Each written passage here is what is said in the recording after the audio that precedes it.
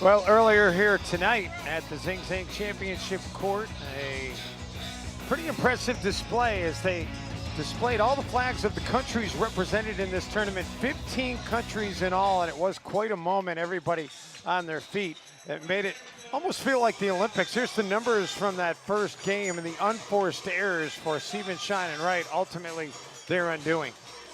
Definitely so, and that's going to have to be the difference here in this second game. They're going to have to reduce those unforced errors, see if they can't get into a rhythm. Dave and Kyle are doing a very good job of changing things up, Brian. Yeah, Roth's going to see most of the balls. They're going to stay on Roth. They're going to make him hit most of the balls.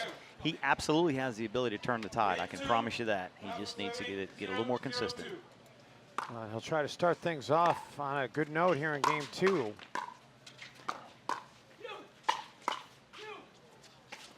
Oh. Kyle with the foul tip, and it will be the first point of the game going to Sieben, Shine, and Wright. And therein lies the problem with Matt Wright and Roth. Matt wants to get to that ball. Now he's trying to take over. But the problem is when he drives that ball at Dave or Kyle, they're so quick with their hands. Now Matt's going to stir it up a little bit this game. He's not going to play the game the same way he played last game. He's going to take over and try to hit a lot more balls. We'll see how the hands do on the other side.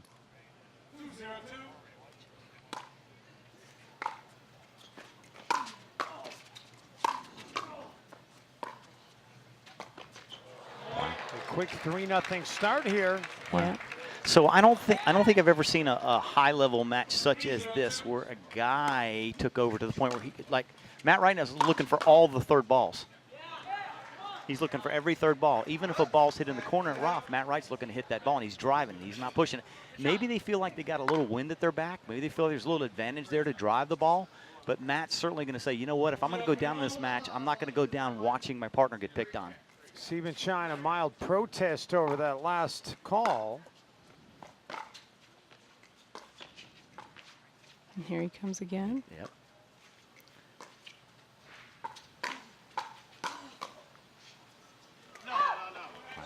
Wright was in position to track it down, but didn't need to as it's long. Yeah, Matt's gambling a little bit. He knows he needs to do that. He's gambling. He's saying, okay, I'm going to step out here, and if you're going to burn me, you're going to burn me. And that's exactly what he's done. He really is going after pretty much every ball at this Absolutely. point. Never seen it done at this level before. And the two guys he's playing, believe me, they know how to handle it. So we'll see if they can adjust. But right now, Matt Wright's definitely sped it up a little bit. He sure has. And you see that they're stacking here to keep him in that power position. It's a great get. Oh, excellent block. Good decision. They let it go long. And that gets the crowd fired up here.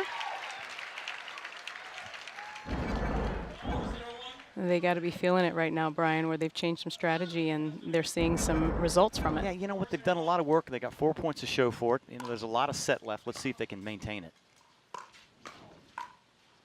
Great. That was a great pickup. Yep. On the move. Wow. Kyle goes around the post, and it pays off. Yeah, the wind's pushing to that side, so Kyle knows if he lets that ball go far enough wide, he's going to be able to hit that ball around the post on that side.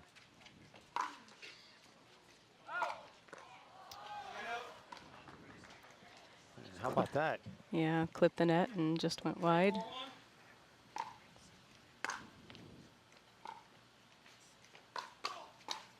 Wow. Yeah. All four guys have fantastic hands, and that's a huge part of this game, especially at this level.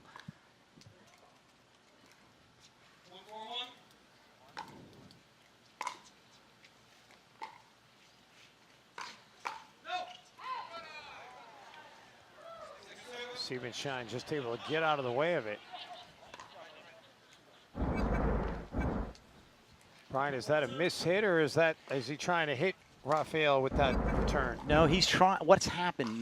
Matt Wright's done a great job of speeding it up, and so it becomes a timing issue where you've got to time it. You're using a lighter paddle with a lighter ball. It's a timing issue. You've got to strike the ball perfect, especially if you're going to try to drive it. And Matt's sped it up so much, it's making that timing very tough to to maintain. Wright unable to catch up with that one. Rafael just hit a nice winner up the middle on the forehand side. And that is long. Matt got a little bit too much of that one.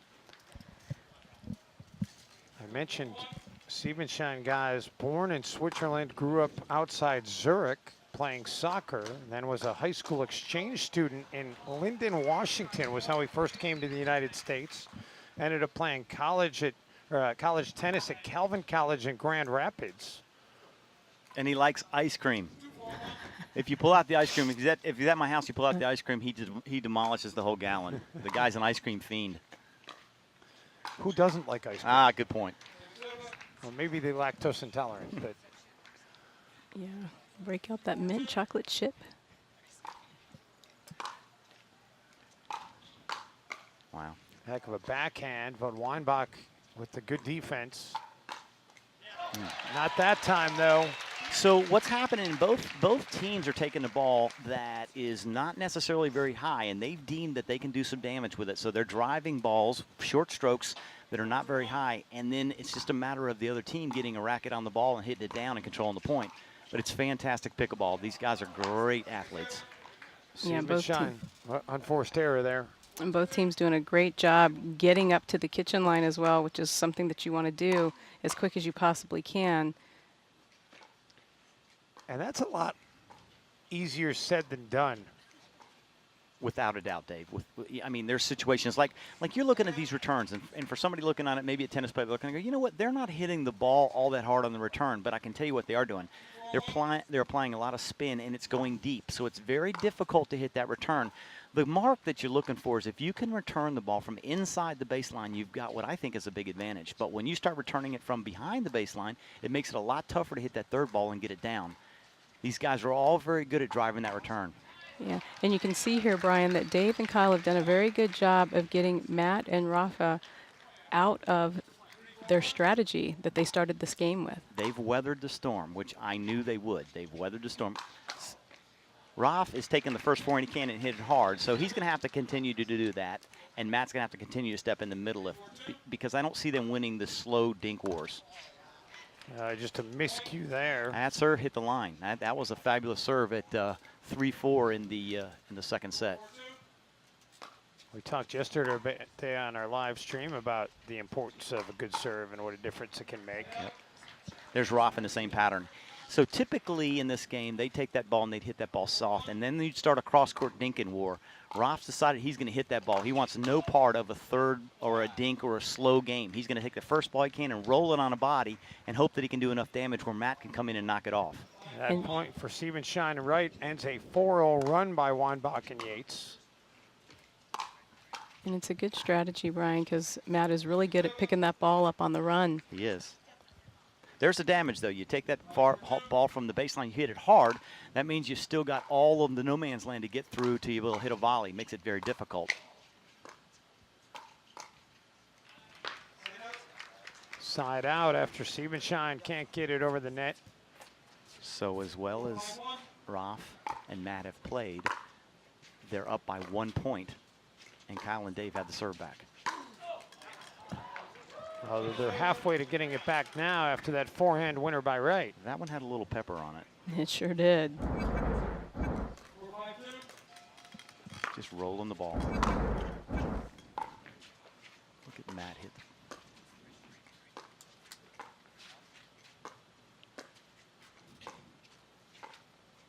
Now this is what Dave and Kyle want. That's exactly what they want. They want it to slow down, and they want to get into a dink war with Roth.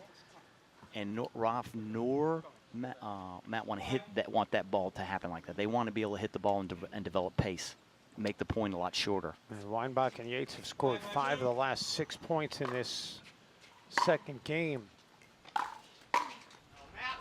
Make it 6 of the last 7. And you know, Matt will be frustrated with himself there with that unforced error. Takes out his frustrations on Dave Weinbach. Not too long, was it? Wasn't long. He answered that quickly. And he's taking a chance. He's actually saying, okay, if we're going to lose this match, I'm going to lose it in the middle of the court. And he's taking a chance that they're not going to be able to go behind him. And so far, he's been right most of the time. Yeah, so Roth's hitting the ball hard. There he is back on the baseline trying to get to. Now he's at the net.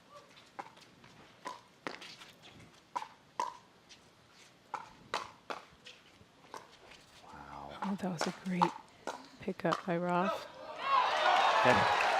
So we had probably 3 or 4 net cords in that exchange, and every one of them were brought back. That's incredible hands. And then ultimately, the good decision by Wright to get out of the way.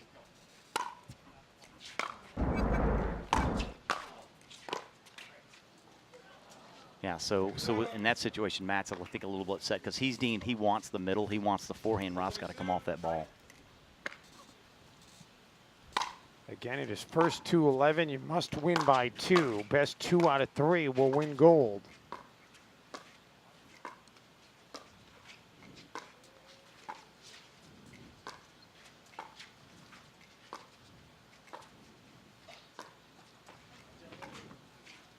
I thought, wow, great hands. I thought that was going around the post. Oh, man, that was a heck of a point. Finally finished off by Wright. And that was very well played by Matt and Rafa. They showed the patience that they needed to show until they got the ball up that they were looking for.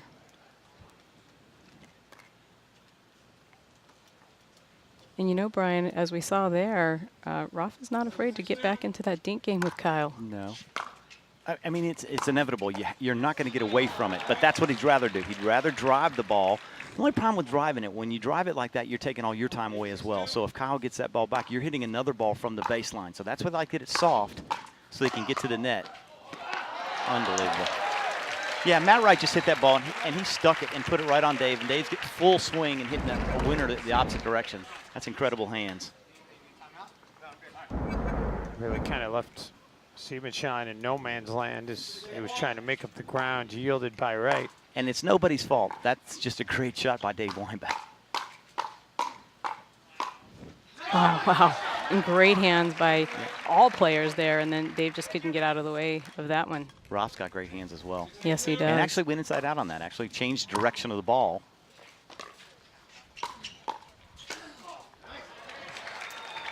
So the serve will change sides yet again. So I've seen Dave and Kyle play many, many, many matches. I've never seen a guy take over like Matt has in this game with power. Yeah, he has certainly been playing boldly all week long. Yeah, they have. These guys have the ability, these guys being Dave and Kyle, have the ability to take pace off, to neutralize that, and they haven't been able to do it to this point. Back-to-back serve opportunities wasted by Wright and Siebenschein.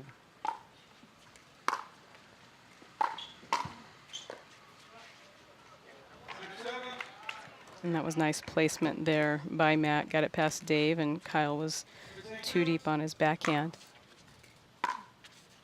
Nice deep ball, a lot of spin. Wright just covering so much ground. Yeah. He's standing on the tee. He is standing on the tee and saying, hit it past me. And that's exactly what the guy's doing. And it's amazing. And certainly he's got the momentum when he starts. After he hits the ball hard the first time, he's got the momentum. He doesn't want to come off that line, but doing a great job. Roth's trying to do the best he can as well. And he's got great hands as well. We just haven't seen it. Matt's got the ability to hit the ball pretty hard.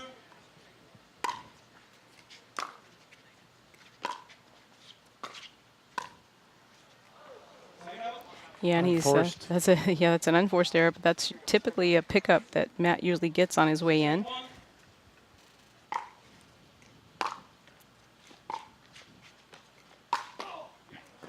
Weinbach hits it wide.